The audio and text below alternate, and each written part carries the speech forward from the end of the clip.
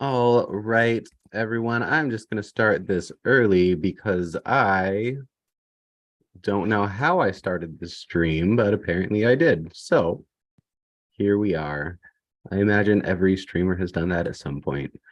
I like to connect in early, make sure all the tech is set it up, make sure like things are showing up. And then I clicked on the video and I saw my face and I was like, oh my. And yeah.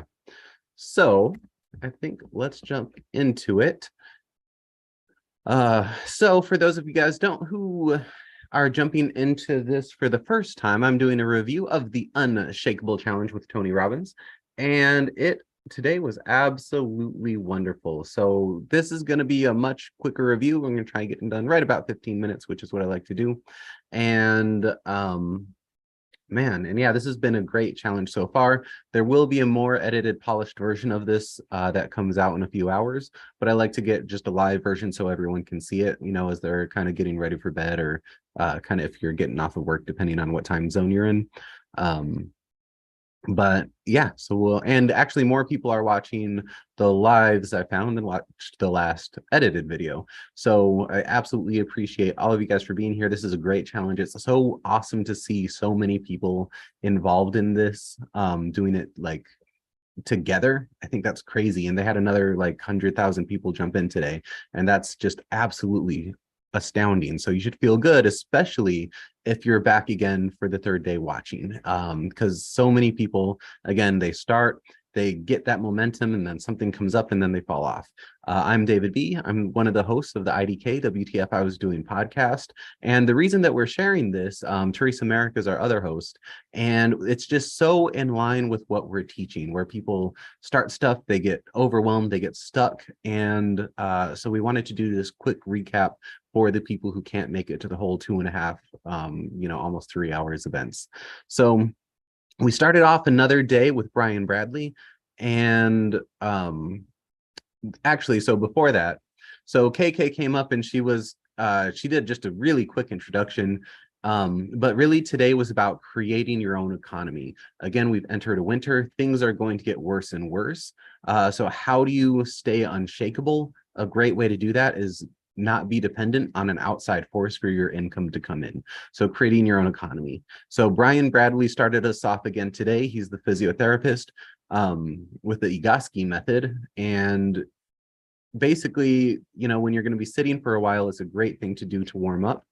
And I want to make sure that my everything is working and that you can see me.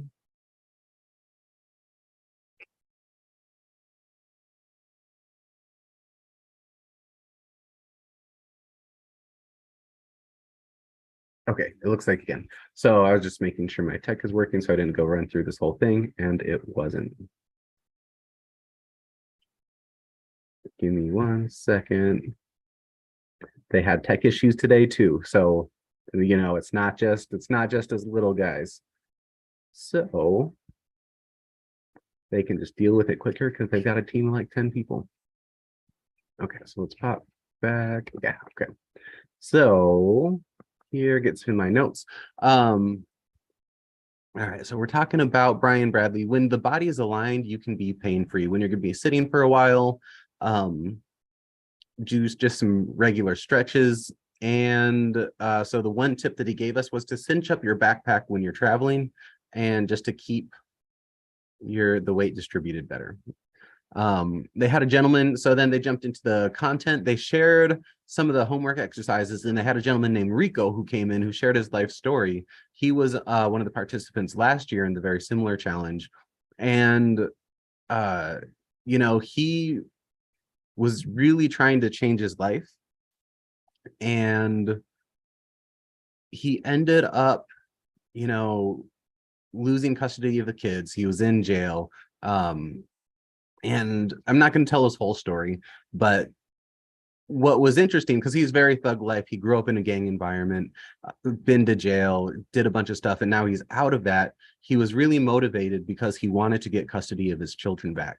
And even at the point where he thought he was his best, he realized he was still making terrible choices just because of a lot the environment he was brought up in. and the, you know, the lifestyle traumas that resulted in that. And so he ended up going to this exact challenge and then going to Tony's bigger event, the UPW, and just really came out motivated to help people. He was making more income. He had a job. He got custody of kids back. He was running meetings to help, you know, others to get, you know, a better life for themselves as well. And I thought that was something that was really interesting, because a lot of people, you know, depending on what your background is, you know, Tony Robbins is an old white guy, right? And so a lot of people will just instinctively not listen to him because he has no idea what it's like to go through the struggle that someone else has.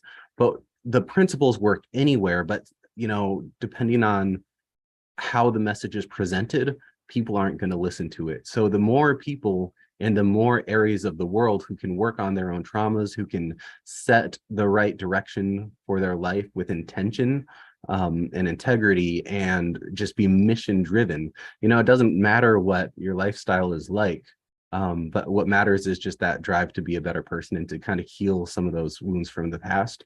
And I thought that was a really cool message that Rico was sharing. And that he's now involved in this industry too, to kind of help others just stay out of trouble, right? So, but it went back into, Tony jumped in, we're going to focus on our financial future. Tony talked about his story about how when early on he had had some success with his coaching business, and he was starting to make money, and then he went back to his friends and he was like, hey guys, let's go do these exciting things, and let's go do this and let's go do that. And he was met, instead of with like excitement and gratitude, he was met with resistance and resentment, because they were like, well, it's easy for you to do this because you have money, we've got work, you don't know what it's like, you don't even. And you know, Tony was broke and living in his car and just struggling, you know, for a very long time. And so he was really hurt, you know, and he had to go back to one of his mentors to get advice. And and so what happened was he started self-sabotaging because he was hurt, and he was like, well, if I did all of this work, nobody even cares, no one appreciates it. So he kind of lost his drive, right? He ended up gaining 40 pounds. He was losing his money, and he was really on the defensive when someone was asking him like what was going on. And then he realized, he went back to one of his mentors to get advice, and he ended up just asking himself, like, if you could grow more, should you? If you could give more, should you? If you could actually own more of what's possible in your life, should you? And all of those were a very strong, resounding yes. And then he asked himself, if you could make more money, would you? And he was just like, right? Because he had been so hurt from, you know, being kind of rejected from his social group. And this is something else he talks about, like one of the needs of humans is acceptance and community. And when that's threatened, we will do whatever it takes to keep that need, to get that need met. And he was self-sabotaging to get back into his community, unconsciously. He didn't even realize it. But what he ended up doing was having a perspective shift and deciding that he is no longer going to care about the negative influence of the outside world. And at this point, he is absolutely committed to his mission. And that's the other big barrier that helped him grow to that next level of success. So it's another very frustrating thing, because you can see that there are people in the world who struggle. There are people who cannot pay their bills, who are cold, who are hungry. And there are other people with so much excess and surplus that it really, really seems unfair. And this is a question that he presented to his mentor, Jim Rohn.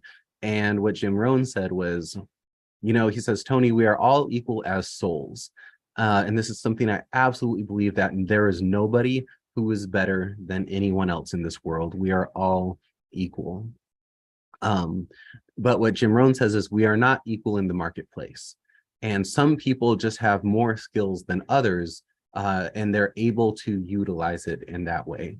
Again, there's a whole lot of like context around that Tony does not go into, but the fundamental core of it is very true. If you want to do well financially, you have to do more for others than anyone else in your category. That's one of the number one principles that Tony Robbins teaches. If you want to jump ahead, do more for others than anybody else does. And to do that effectively, you have to master your own skills first. You have to invest in yourself to get more skills and more abilities. And when you have more skills and more abilities, no one can ever take that from you. That's true wealth and value. He uses the example of, someone at McDonald's, they make below minimum wage, which is poverty line income, right? But it's a very easy skill set, and those jobs are going to be replaced with computers and robots in the very near future, right? So what do we do when that happens? We have to have more skills. We have to have more abilities so we can go do something else. And something like this is great. Going to a 5-day challenge is a great start, but it's not that immersion, and it's not really mastering new skills. This is just to kind of like expose us to that world, and then we have to go do more afterwards, right? So, and he uses the example of this as well. It's like, how many of us learned a language in high school or college, and then how many of us don't speak that language anymore today? We never used it. We never did anything with it. Even in high school, if we did 2 or 4 years of learning a different language, it doesn't stick forever, you know? So what are some other ways to earn some more income and to earn some more skills? One of the best ways really is to invest in something. And this is a lesson that I learned a couple years ago, honestly. He used the example is, if you own an iPhone, but you don't own Apple stock, what are you doing? Like, if you're buying an iPhone or a Samsung every single year and you don't own their stock is going up year after year after year. And we're just paying more and more money to buy this thing. So we're consuming, we're not getting anything back, even though we like their products, right? If you're a diehard Apple fan and you've got everything Apple, why not own their stock and get some money back? This happened to me with, so a couple years ago, I think it was right at the end of 2018, right? The partner I was with, we bought a Tesla car, and there was this huge government rebate, so we got like almost $10,000 back in cash for buying it, and it was just silly not to, right? And at this point, Elon Musk was still awesome. Like, we super loved him before his whole spiral downward, which has been fun to watch. But I didn't consider buying Tesla stock, even though I loved the products. I love everything that he was doing at the time. And I was really big on that level of innovation. So much so I was like, I have to own one of these cars. Bought one, didn't buy the stock. And the stock just, I think it went up just an insane amount since 2018.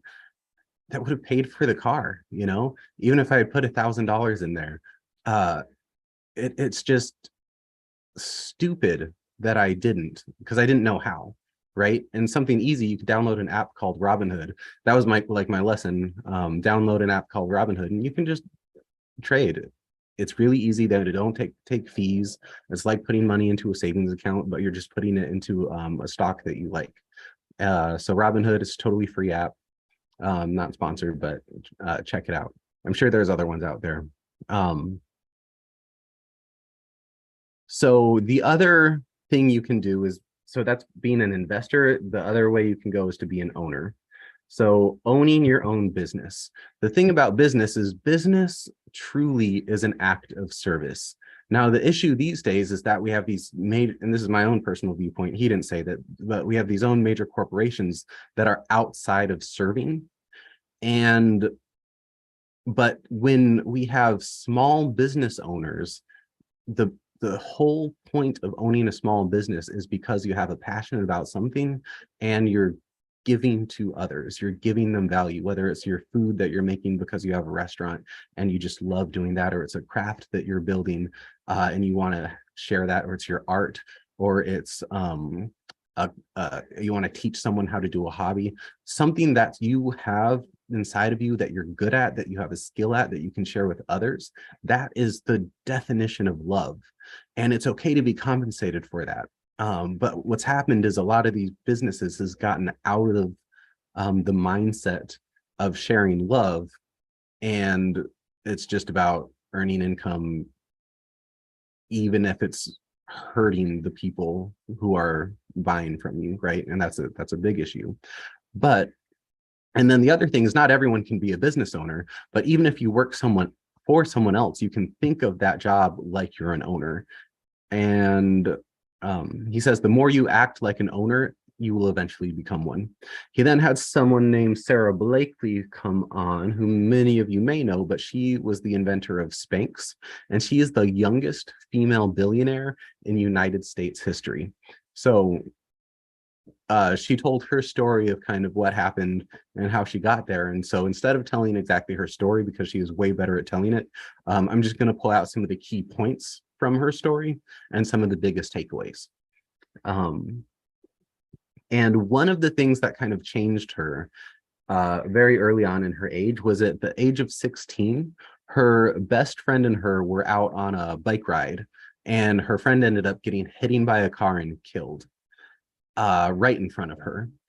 And that was just a devastating moment in anyone's life. But it just showed her that life is not forever. You know, it's really easy, especially when we're young, to think that nothing bad can happen and everything, you know, goes on forever. And that was taken away from her. So she knew this is not a dress rehearsal. This is it. Like, this is all we have. And then as things went on in her life, she ended up working for Xerox, the copier company, and she was a salesperson for them. And at one point she just had that epiphany, which is very similar to what I had when I quit retail, was like, why am I selling stuff for other people? I'm good at this. Why am I making so many other people so much money with my skill set, right? And so at that point, she decided she had to go do something for herself.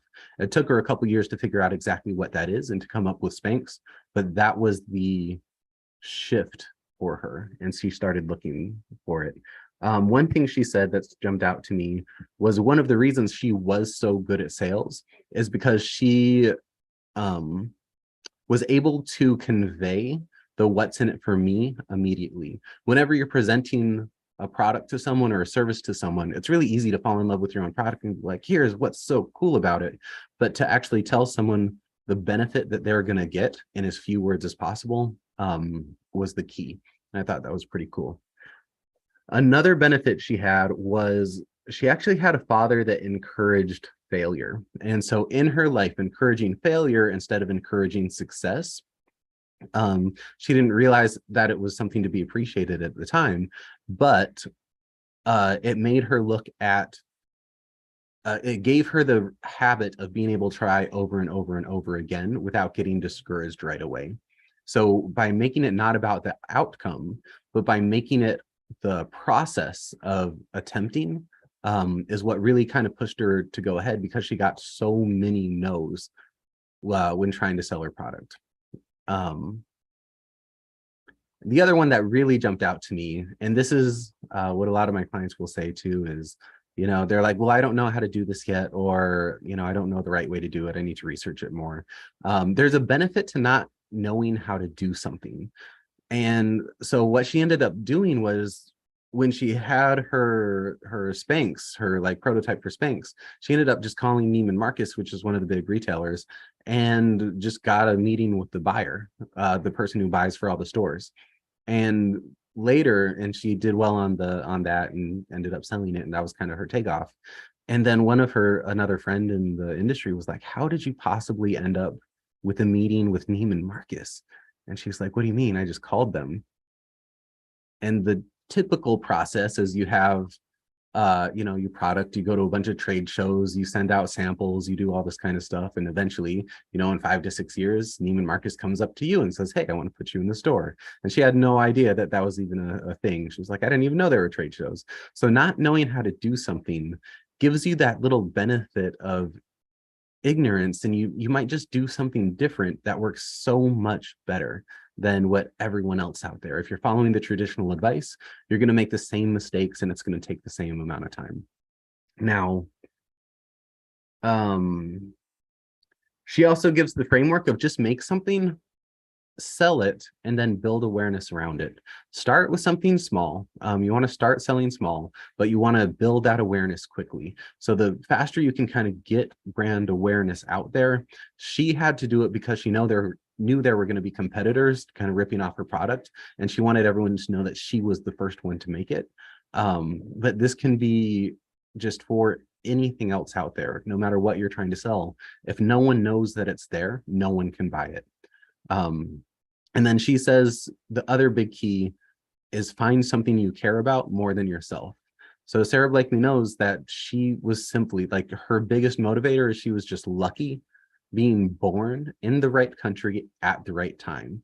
She says she has opportunities that her mother and grandmother absolutely never did, and women in other countries still don't. The only reason she was able to get to her level of success is because of the luck of when she was born. She even realized that the majority of the industry she's working in doesn't care about how women feels. She's in the fashion industry that caters mostly to women's fashion. And as she's going to meetings and going to the factories, talking about the how to make the products and make it more accommodating to its primary demographic, that's still all run by men who just don't care and don't understand. So that's a big motivator for her, is to help be a woman-owned company for women. So I thought that was really cool, and especially for those who don't have the opportunity. So Tony Robbins then comes back out, and he again says, if you operate like an owner, you'll become one. And there are 3 keys to operating a business. The fastest business lesson you're ever going to get. So the 3 keys to operate a business is, number 1, understand your ideal client. And again, this is something that so many people just, when they're trying to start a business, they don't want to do, or they won't do, because you feel like if you niche down and you omit people that you could be selling to, that you're losing the potential for selling something. But it's absolutely not true. You want to find who your ideal client is and talk directly to them. You don't want to talk to everyone. You want to talk to your ideal client. He gives the example of Zappos shoes. And this was a shoe company when it first started out. They said, we're going to sell shoes to women. They had perfect messaging all around it. They knew that women love shoes. They had great shoes, but they were going bankrupt because it's a hassle, especially back, in the early 2000s, trying to buy something online. You have to pay for shipping. It gets to your house. If you don't like it, then you have to box it back up, go to the post office, pay to get it shipped back. And just, it wasn't fun at that time, really. It's still not fun. But so the first one is to understand your ideal client, which they were doing well. The second step is to create an irresistible offer. So this was the issue with Zappos, is it's a pain. And if you want to try on a shoe, that's something you want to try on, it's like you want to go to a store, try it on. If it doesn't fit, then you can try a different on. You want to see how it looks. So they came up with, what can we do to make an irresistible offer? Basically, they said, if we're going to we'll pay the shipping there and we'll pay the shipping back. You can buy as much as you want. There's no charges for refunds. Get what you want, send it back. Not a big deal at all. And at first they were very much against this. They were like, with all that back and forth shipping, we're going to go bankrupt. And he said, well, you're already going bankrupt, so may as well try this. And it absolutely took off. And their company's worth like $50 billion or something right now, like literally that much. And then the third tip Tony puts in there is to over deliver on your offer. And actually, personally, with my clients, I'm particularly good at helping them build irresistible offers by taking like the products that they have, the concepts that they want to teach, and packaging it in a way that's really, really customized to their ideal client. And then that next level of over delivering on your offer, that's something I personally need to work on too, because I've actually even seen it I forget what the company is, but it was like a natural like cleaning products, and so it was like groceries, but the everything other than the food that you would get from the grocery store, they would send you a box to your house each month. And then they just say, oh, you spent this much, here's some extra stuff. Oh, you spent this much, here's some extra stuff. So in 2020, I ended up like this, just a ton of cleaning stuff that I just did not need, but they just sent me all kinds of free things. It was super cool. But anyway, so I think companies are much more picking up on the over deliver aspect, by rewarding you for doing business with them. So I think that's a great message to have. So then we popped into the concept of, again, we're entering a winter. Um, Winters are the best time to start a business. Of the Fortune 1000 companies, which are the top 1000 companies in all of business, over 65% of them were started in a financial winter. So if you can provide value during a winter, you will thrive. People will still buy from you if you have a good product with a good value and a good message, and you're doing it in a good way, even when times are hard. And if you can do that and present that when times are hard, you're going to thrive forever. So if you can thrive in winter, you can thrive forever. So he then had Jamie Kern-Lima come up. She had the #1 selling brand on QVC, which was the TV shopping channel, and she has the #1 selling brand on there, and she built it in her own living room. So again, I'm not going to talk about her story as much because she tells it way better, but I'll tell the big takeaways. She says, where we come from doesn't have to determine where we are going. Self-doubt kills more dreams than almost anything else. You can only accelerate to the level you believe you're worthy of. And I thought, such a powerful message. She says, imagine if the 1.4 million people who all watch this today turned down the volume of their self-doubt and turned up the volume of their self-worth. Imagine if all 1.4 million people watching did that. Imagine the businesses that would be started, the level of relationships that would be improved. Imagine the books written, the new connections that are formed.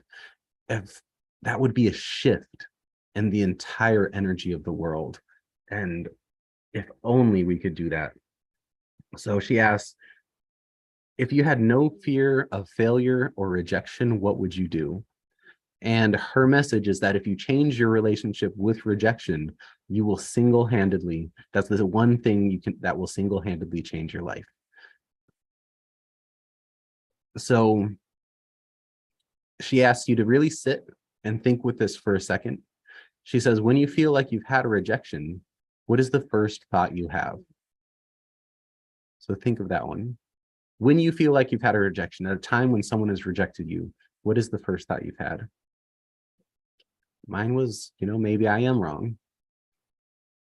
And then remember, Tony Robbins says, when you add the words I am to anything, it cements it into your identity. So every time you have rejection, you have that internal thought of maybe I am wrong, maybe I am worthless, maybe I am dumb, right? That cements that into your identity even deeper. So if you can change that relationship, you can change your life forever. I was trying to see what she said earlier. So what Jamie did was she rewrote that into, instead of thinking maybe I am a failure, she rewrote that script into I am one of the brave ones willing to do this. They don't see it, but I'm one of the brave ones and I'm willing to go for it. And this came about with one of the biggest rejections in her life, which she tells the story of, but it's just a brutal situation. And something happened. She felt it in her gut. It hurt. But what she heard was a switch in her mind, right? She says the voice of God, the voice of the universe, what it told her was, you are not being rejected right now. I'm hiding your value from him because he isn't aligned with your destiny. And so rejection is God's protection. is the message from that. If you rewrite that script, you can do literally anything. So her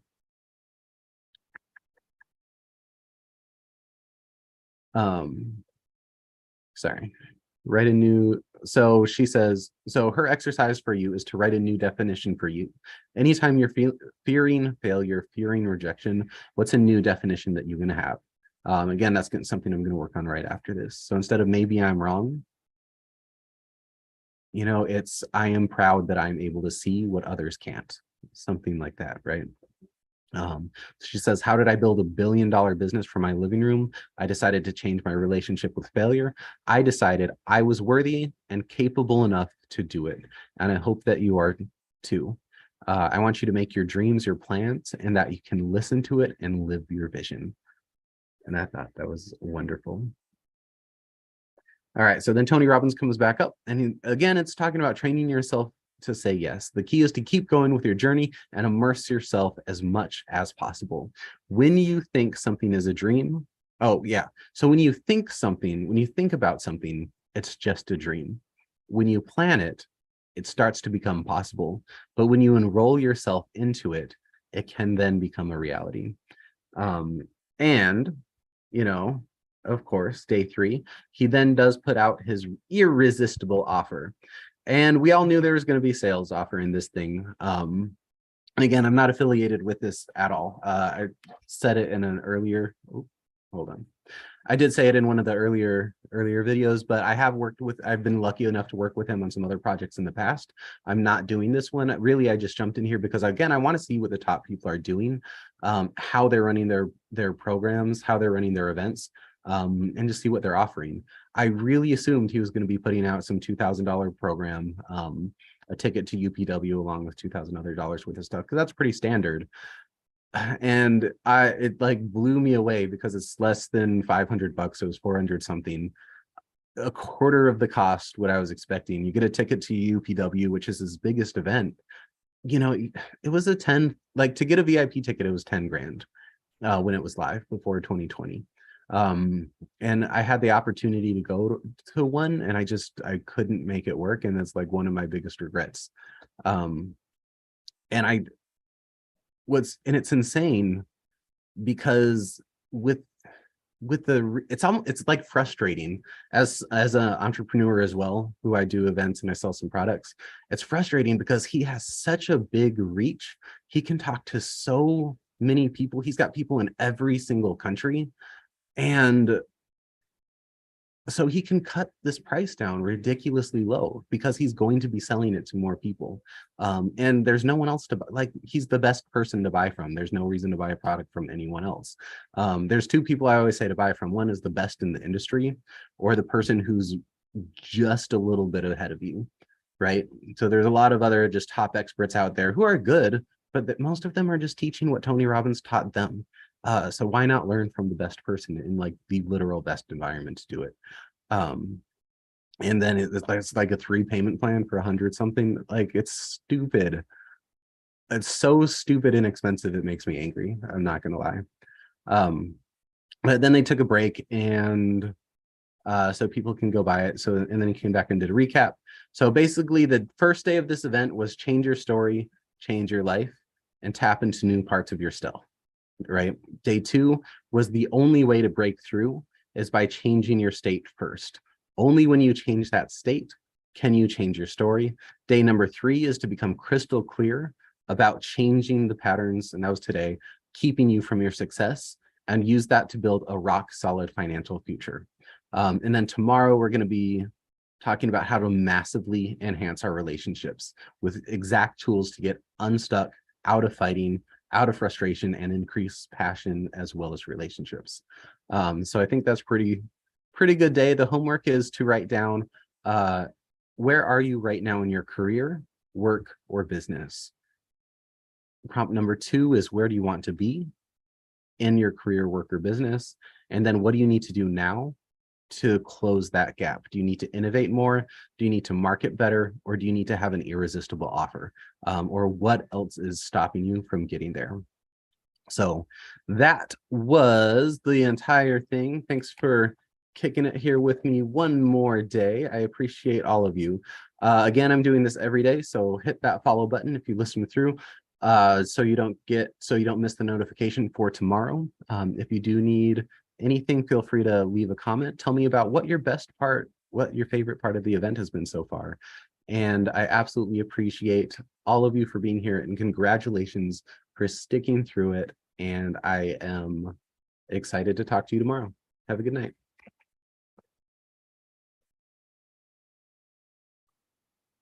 I lost the window that lets me close this live.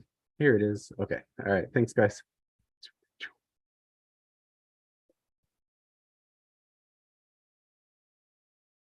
That was way